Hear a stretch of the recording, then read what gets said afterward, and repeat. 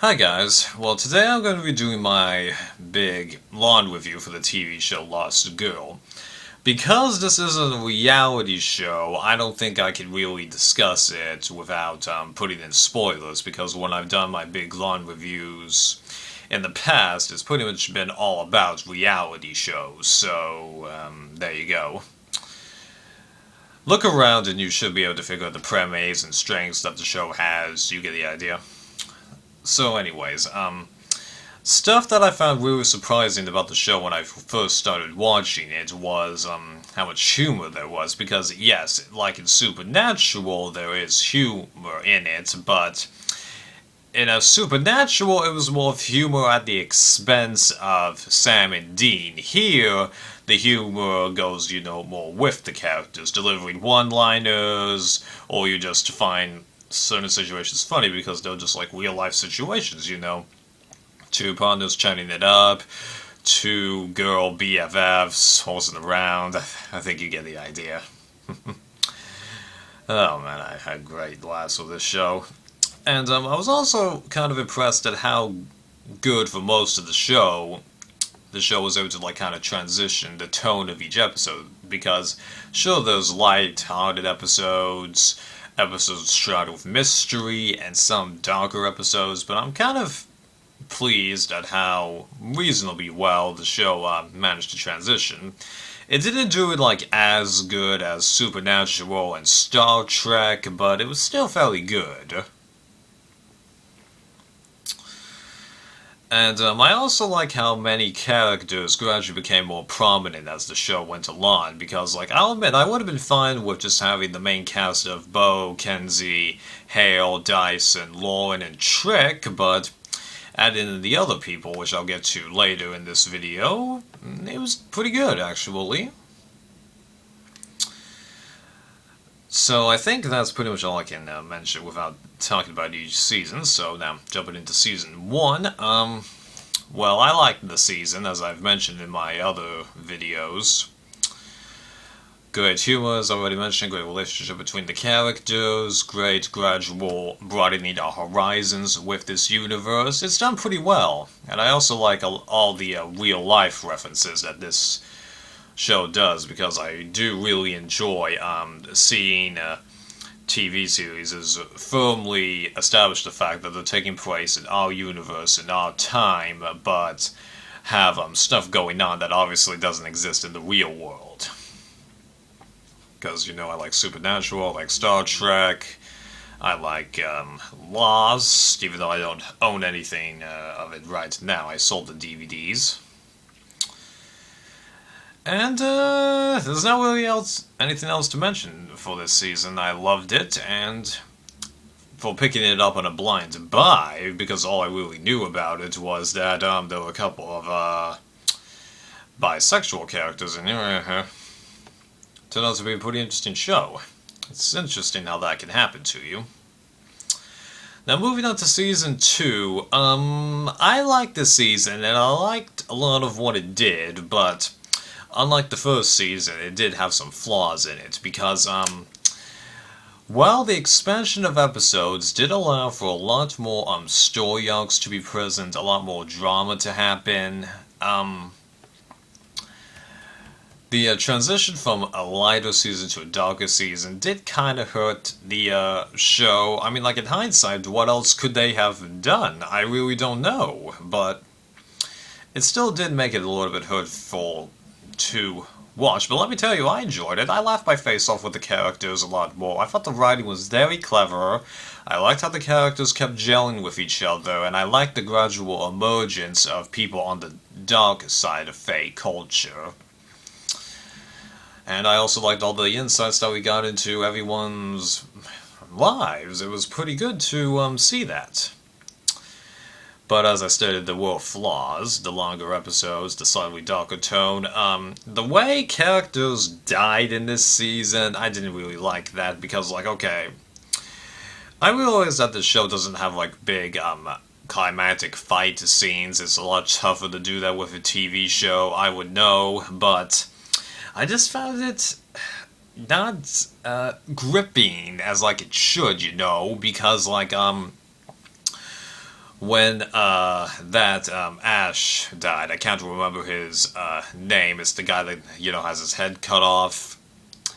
I just didn't really feel that much, except, ooh, he's dead. Ooh, man. And then when Dyson's, like, former girlfriend died, it's just like she pushes Dyson out of the way, but she just stands there like, oh, I have him coming death towards me. Go ahead. I hate that. Come on. Act like you know. Do it at the last second. Not too sure if you're going to make it. Come on. It's like, I think you guys know what I'm feeling up here. And then that little bit where Trick almost died. I felt that like came out of nowhere. And then like the overall villain. Like with Supernatural Season 5, I did get a menace from this villain, but ultimately it wasn't that exciting in the final climactic sequence. I mean, like, it was better than Supernatural Season 5, let me tell you, but I just felt like it could have been a little better, because we're supposed to be real worried about this villain, and ultimately I just wasn't that much. I hate to admit that, but it's true. So I still enjoy it, but I'm definitely dropping it on my Amazon reviews scale from 5 stars to 4 stars. But it's a very good 4 stars, let me tell you. Season 3, it's a little bit tricky to explain it because my emotions kept changing while I was watching this season. I'm gonna touch upon a little bit more of this in my next video about this show where I talk about my thoughts on the relationships that go on between the major characters. Alright? So for the first, like, 5 episodes of this season, I honestly didn't like it, but after that the season got a lot better to the point where it was almost as good as Season 1, I'll freely admit. The reason I said the first 5 episodes were bad, even though I did like storylines that were going on in there, was that they again felt real negative, but it felt negative for pretty much every single character. Every character was somehow having bad relations with almost everyone else. And also, the relationships with Dyson and Lauren that Bo, is dealing with, it just got real annoying because, I mean, like, after 2 seasons where Bo and Dyson couldn't really commit to each other, we just get the same thing with her and Lauren and Dyson finally admitting his true feelings, but is no longer in a position to where he can. It was just real annoying because I'll be perfectly honest with you guys, okay? For the first 2 seasons, I was actually a Bo and Lauren fan, but then after starting to watch this season and seeing how everyone was behaving, I actually found myself preferring Bo and Dyson, ironically. Yeah, the moment she switches dominant love mate, I start supporting the other one. Kinda funny, huh? So that was pretty annoying. Also, I felt like the time jump between this season and the previous one just wasn't done that well. It felt like characters have progressed to, shall we say, a new situation, and it just felt like the story, shall we say, just gone straight on ahead, like we missed a lot of important events, if you know what I mean. Thought there were 1 or 2 other problems. Hang on. I didn't like that people were starting to keep secrets from Bo again, but once they gradually revealed everything, I go, okay, yeah, these aren't actually bad secrets. I just hated that you're keeping her in the dark again after all this time.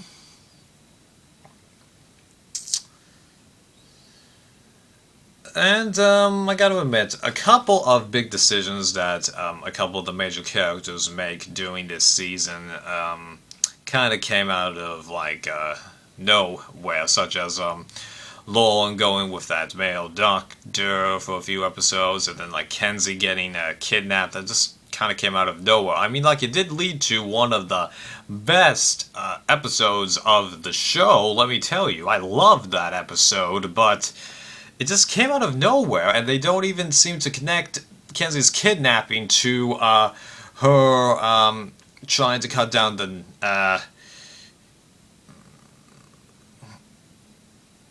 person that took away Dyson's love. I forget her name.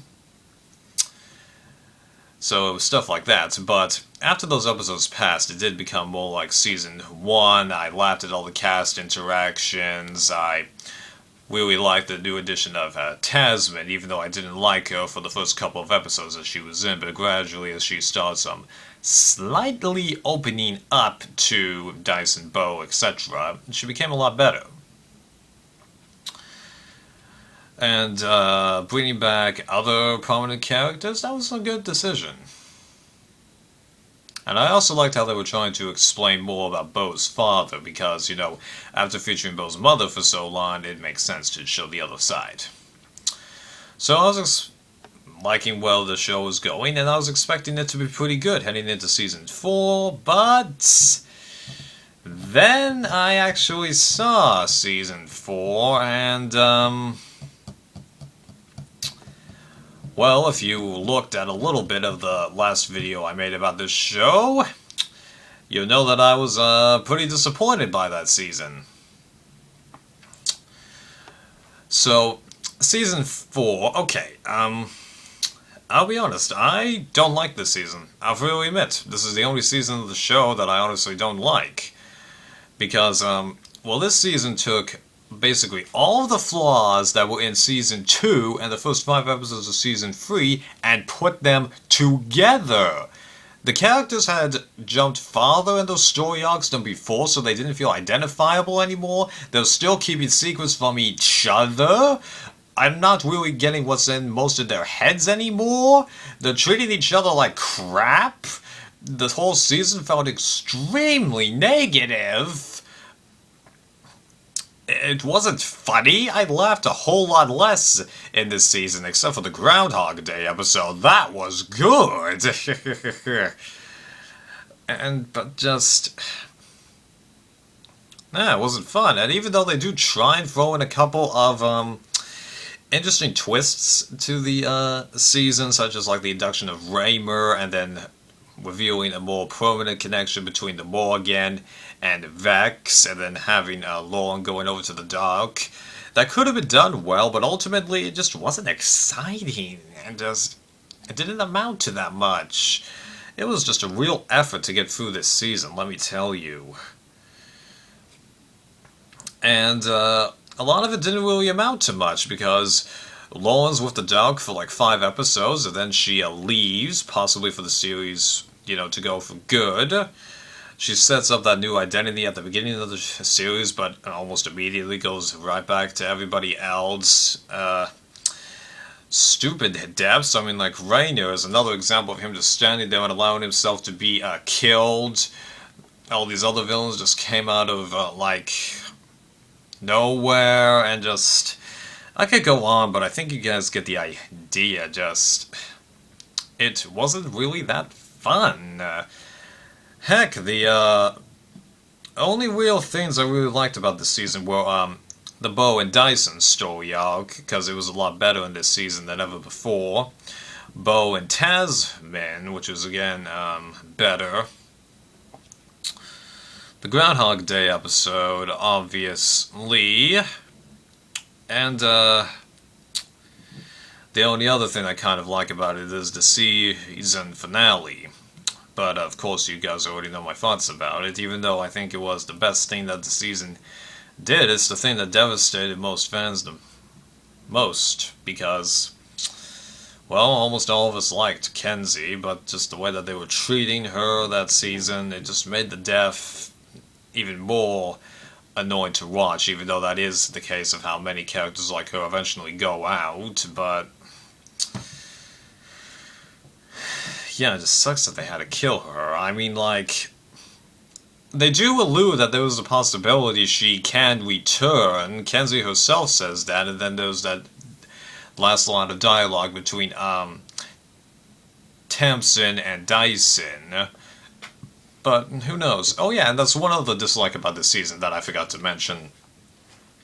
So you know how I mentioned a few minutes ago that characters in this season felt like they had just gone a good ways down along a story arc, but it doesn't do a good job of explaining how they got there. Well, characters just kept showing up at random locations with really no explanation, when all it would have taken was like a couple of extra lines of dialogue, and it would have been fine, because that last scene that I mentioned in this season with Dyson and Tamsin, Tamsin shows up at a random location with really no explanation. Now, she did, wrap her wings around Kenzie, so you can assume that she somehow got blasted or teleported into that location. But how did Dyson find her? He stated that he was going after her, but then you just, we're just gonna have him find her and have no explanation whatsoever. Yeah, great job, writers. Now, you could throw an explanation into next season, but really, who wants to wait that long, and why couldn't you have just done it in the first place? You know? Yeah, so, honestly, if when I rate this on Amazon, it's gonna be lucky if it gets 3 stars, let me tell you. Right now, I'm leaning towards giving it 2 stars. Yeah, Season 4 sucked. Let me tell you. Made the flaws for Season 2 and the first 5 episodes of Season 3 look like nothing. Sheesh.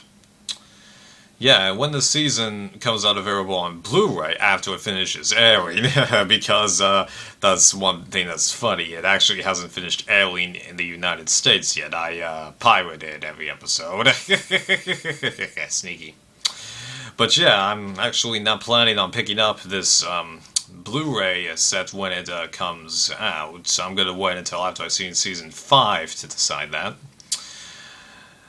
And now my thoughts on Season 5, which is obviously beginning production right now. I'm going to give it a chance. I'm going to wait until most of the episodes have been made and then start my marathoning of that season, and then probably watch the last couple of episodes as they come out. But I'm real sketchy about this. This is the show's last chance to make it right, because they've accumulated more and more flaws as it's gone on, and yeah. So you guys better get it right, otherwise you're gonna lose me. But also, I don't really see how you can keep the show going on that much longer. I mean, like, if this isn't the final season, I'm gonna be pretty shocked by that, to tell you the truth. So that pretty much finishes up this Lawn review. Went on a little longer than I intended, but hey, I gotta talk about multiple seasons, and it's actually not that long per season, so see you guys, join me for the relationship video.